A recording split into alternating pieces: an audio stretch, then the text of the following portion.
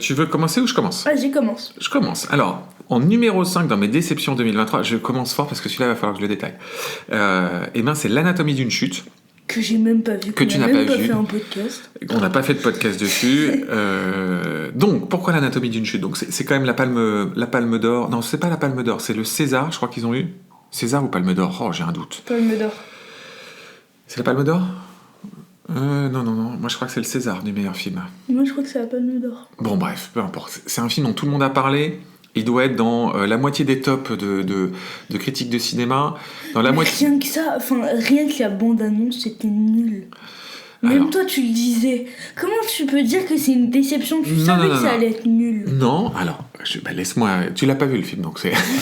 Et c'est mon top. Donc tu vas pas parler sur mon top. Oui, mais quand on a fait les tops, moi, les pires films, t'as pas voulu que j'en mette un. Enfin, tu m'as déconseillé d'en mettre un. Oui, mais tu l'as mis quand même, je te signale. Bah oui. Et je te laisserai parler, donc Donc, Anatomie d'une chute, je veux développer les choses. Donc, si, j'y suis allé en me disant, en voulant voir pourquoi, qu'est-ce que tout le monde adorait, comment il avait eu le César, on voulait que ce soit le film qui représente d'ailleurs la France aux Oscars. C'est un film qui a beaucoup marqué, et les gens l'adorent. Typiquement. Donc moi je pensais aller voir un bon film. Sincèrement, je pensais aller voir un bon film. Et alors c'est un film qui m'a mis en colère, pour être honnête, parce que j'ai trouvé qu'il y avait un... En fait, j'ai aimé l'idée de base, l'idée de départ. Donc c'est l'anatomie d'un couple, en fait, de la destruction d'un couple sous l'angle judiciaire. C'est-à-dire que grosso modo, le film démarre et tu as le mari qui meurt, et tout le film, c'est de savoir si le mari s'est suicidé ou si c'est la femme qui l'a tué. Et on va revivre en fait à la fois leurs derniers instants de couple et le procès. Donc ce postulat-là, j'achète à fond. Je trouve que c'est super intéressant. Je trouve que c'est vraiment, la thématique est chouette, etc. Ensuite, il y a dans ce film tout ce que moi je n'aime pas dans le cinéma français en tant que tel, c'est-à-dire... Des dialogues. C'est même pas ça qui m'a le plus... En fait, pour moi, c'est de la négation du cinéma. C'est-à-dire que c'est un film qui refuse de faire de la mise en scène. C'est un film qui refuse de faire du cinéma. Si toi, t'es comme ça sur le film, je pense que moi, je l'aurais mis dans mes pires films. Mais... et puis, en plus, il y a même des partis pris à des moments donnés dans le film que moi, j'achète pas. C'est-à-dire que dans la construction narrative du film, moi, j'ai un problème. J'ai un problème parce que il y a des éléments qui arrivent dans le procès, puis qui nous sont montrés dans le passé, et ça, moi, j'achète pas. J'aurais préféré d'abord qu'on nous montre leur couple, pour qu'on se fasse notre idée, puis qu'on ait le procès, pour qu'on ait une sorte de contre-point de vue. Ça, j'aurais trouvé ça plutôt intéressant. Mais à partir du moment où tu nous montres tout de suite le contre-point de vue, puis tu nous montres la scène dans le passé, en fait, tu nous influences. Tu nous influences sur la vision qu'on doit avoir de ce qui s'est passé.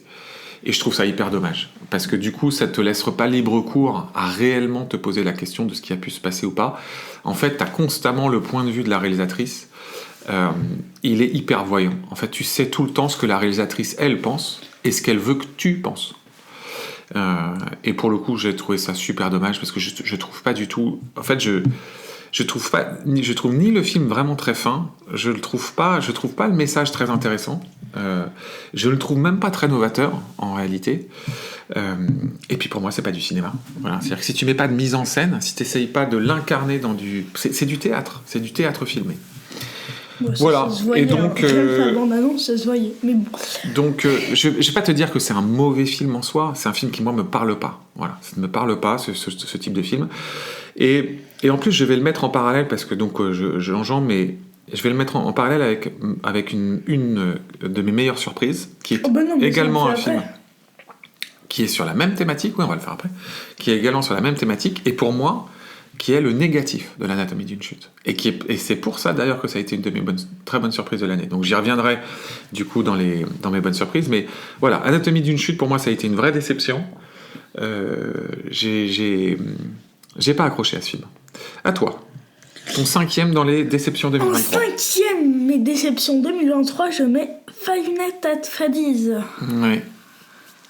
En fait, au final, tellement de monde en parlait que je me dis, je me suis dit, ça allait pas être nul. Mhm. Oui, je suis d'accord. Mais c'est nul.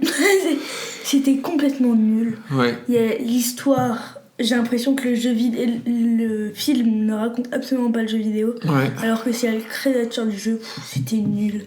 Et surtout, c'est un film d'horreur qui n'a pas de Il n'y scène... a pas de scène d'horreur. Il n'y a pas de scène d'horreur. Enfin, c'est un film d'horreur qui ne fait pas d'horreur comme les films d'action qui n'ont pas d'action. Ça n'a pas de sens. Ouais, je suis d'accord avec toi. Five Nights at Freddy's, c'était une vraie déception. T'as autre chose à dire ? Non. Ok, donc mon 4e dans les déceptions 2023, c'est Limbo. Alors Limbo, tu l'as pas vu, parce que c'était un film qui était trop violent pour toi.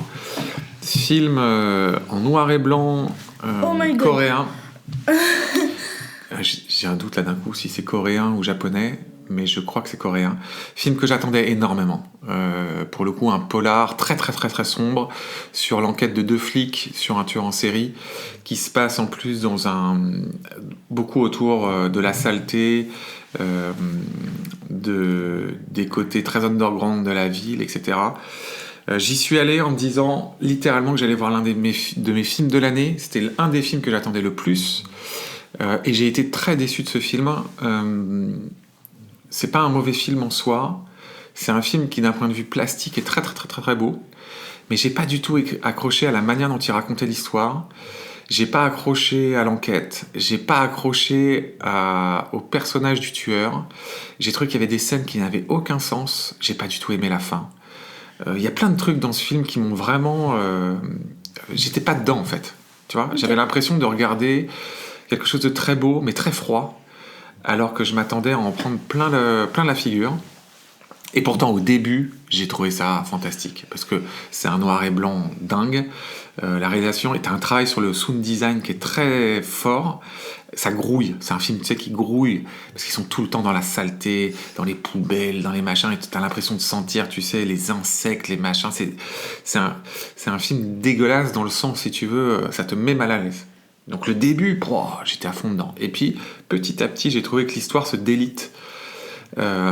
L'enquête se délite. Et du coup, j'ai trouvé que c'était une coquille vide, Limbo. Donc voilà, ça c'est ma déception numéro 4 de l'année 2023. À toi. Okay. Moi, ma déception numéro 4, j'ai placé Equalizer 3. Parce que tu me l'as survendu. Tu me l'as tellement survendu, tu m'as tellement dit ça allait te plaire, ça allait être génial et tout. Non. Oui, t'as probablement raison, mais moi j'aime bien Equalizer, j'adore Denzel Washington. Mais je pensais que ça allait être bien.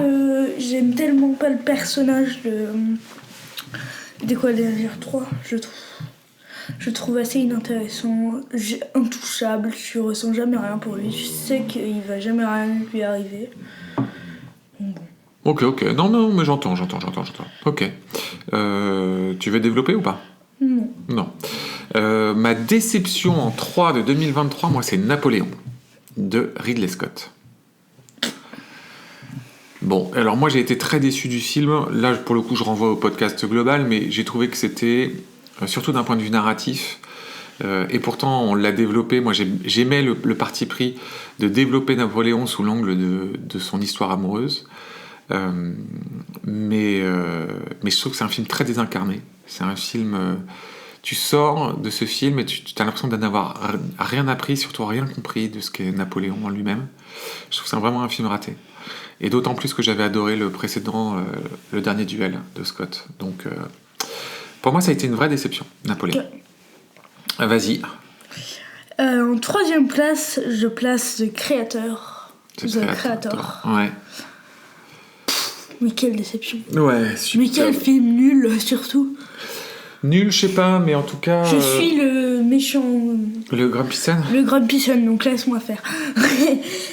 Non, franchement, j'ai pas du tout aimé l'histoire, je l'accroche pas du tout. On comprend rien de l'histoire, enfin, on comprend vraiment pas très bien. Donc, non.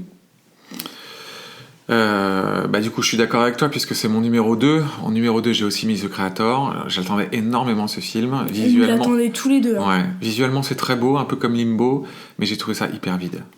J'ai pas du tout accroché à l'histoire. Enfin, c'est vraiment dommage parce que il y avait un super potentiel, mais un univers cool, mais vraiment pas une La histoire. moitié des ingrédients étaient bien. Ouais, exactement. Je suis d'accord. Bah, du coup, je te laisse faire toi ton numéro 2, puisqu'en fait, on est croisés, quoi. C'est ça. Moi, mon numéro 2, c'est Napoléon. Ouais, dans tes déceptions de l'année. Mm. Tu l'attendais. Ah, je l'attendais à fond. J'attendais à fond. Ouais. Après, moi, j'ai envie de dire que je connaissais beaucoup moins l'histoire de Napoléon. Ouais. Donc, ça a un tout petit peu moins choqué, mais même. C'était un peu... C'était chiant comme film. Ouais. Hein? Enfin, c'était... Ok. On passe à notre numéro 1. Ben, on va le dire tous les deux. On va le dire tous les deux, parce que c'est notre déception de 2023 à tous les deux. Quelle déception. Quelle grosse déception. Hein? Indiana Jones 5. Ouais. Indiana Jones 5. Ça fait mal. Hein. Il a pris cher, ce film. Parce qu'on l'attendait comme l'un de nos films de l'année. Ouais. On y est allé en plus trop content avec la mère, avec la gitane. On était super contents d'y aller tous ensemble. Et vraiment, on a tous détesté. On a tous passé un moment de déception. C'est vraiment tellement dommage. Parce qu'en plus, il y avait un chouette réal, James Mangold. Moi, j'y croyais parce que je trouve que c'est vraiment un personnage génial. Tu sais, moi, je vais le revoir. Parce que j'ai envie de le revoir pour comprendre qu'est-ce qui s'est passé. J'ai encore l'interrogation T'as envie de repasser un mauvais moment. En fait, ce qui est bizarre, c'est que c'est à la fois un film, tu sens que... Tu vois, j'arrive pas à dire que c'est un film cynique, comme on peut dire pour des Meg, des Marvel, ces compagnies, ou des Aquaman, c'est hyper cynique, tu vois, tous ces films-là. Je considère que Indiana Jones, ça n'a pas été conçu comme ça. Tu sens que c'est encore des gens qui ont envie de faire quelque chose de bien. Mais ça marche pas. Tu sens que ça ne marche pas. Il y a plein de trucs dans le film qui ne fonctionnent plus, quoi. Et ça, j'ai du mal à... C'est vraiment une déception, je trouve. On est d'accord ? Ouais.